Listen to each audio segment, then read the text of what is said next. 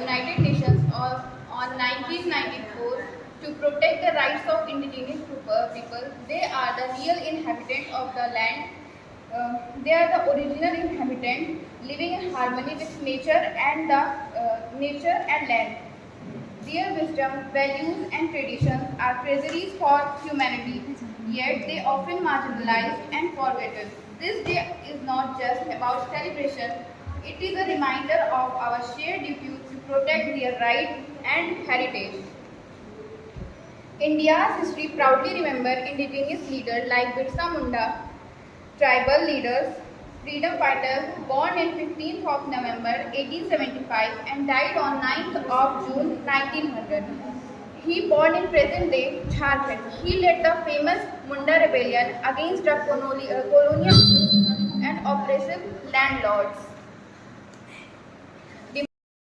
आज मैं आप सभी को बताने जा रही हूँ कि 9 अगस्त को हम लोग आदिवासी दिवस के रूप में क्यों मनाते हैं।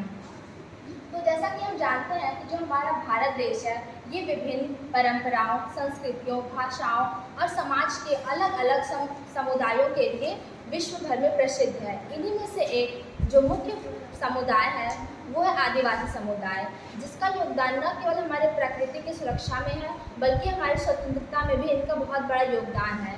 ये न केवल प्रकृति को सुरक्षित रखती है बल्कि हमारे पारंपरिक ज्ञान को पीढ़ी में पीढ़ी संजो कर भी रखती है।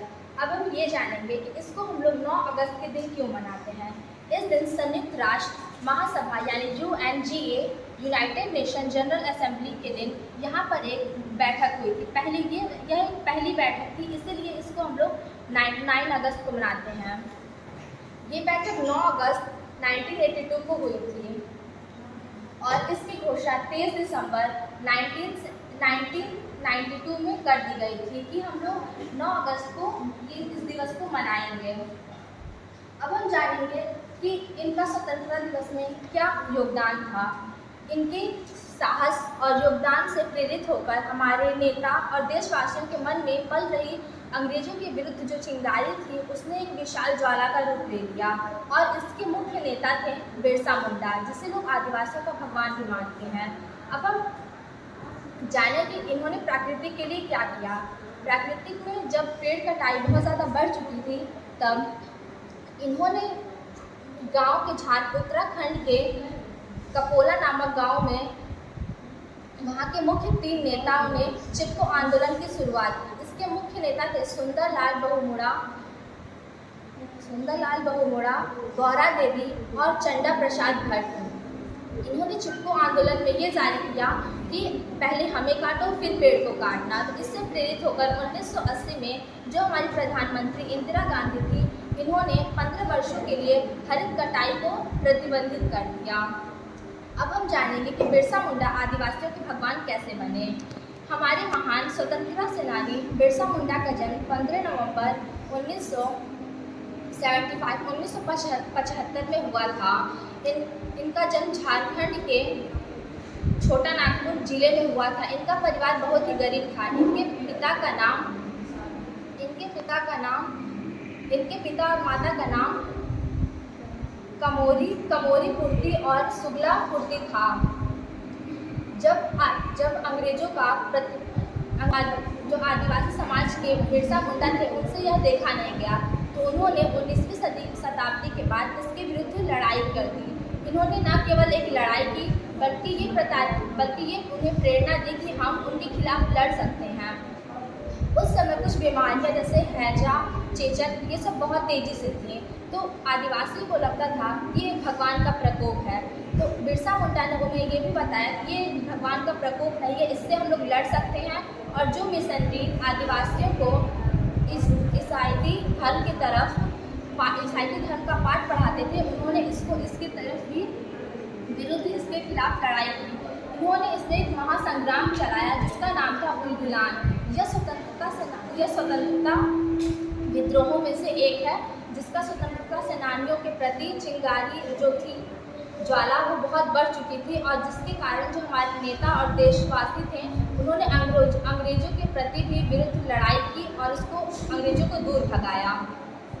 बिरसा मुंडा को उनका भगवान इसलिए कहा जाने लगा क्योंकि इन्होंने आदिवासियों को ये प्रेरणा दी कि हम बीमारियों से लड़ सकते हैं।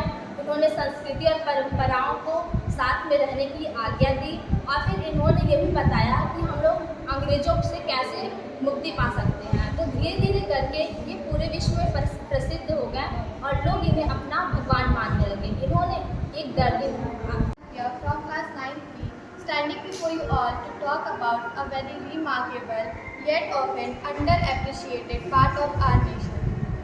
Adivasis, India's original inhabitants, their heritage and our responsibility.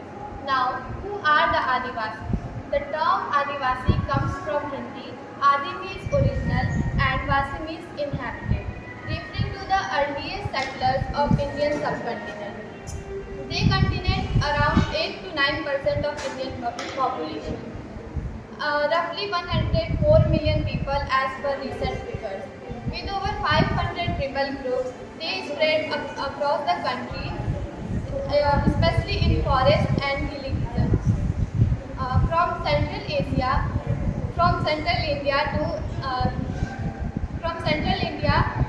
to northeastern states. India is a land of rich diversity. चाहे वो लैंग्वेजेस हो, ट्रेडिशंस हो या फिर लोग, इनमें से सबसे पुराने लोग होते हैं आदिवासी, जिसका मतलब होता है ओरिजिनल डवेलर्स, यानी कि ज़मीन के सबसे पहले वासी। आदिवासी ज़्यादातर फॉरेस्ट, पहाड़ी इलाकों और रिमोट विलेजेस में रहते हैं। इनका जीवन प्रकृति से जुड़ा हुआ होता है। नदियाँ, पेड़ पौधे, पहाड़ और जानवर ही इनके फूड, सेटर्स और लिवलीहुड का सोर्स है।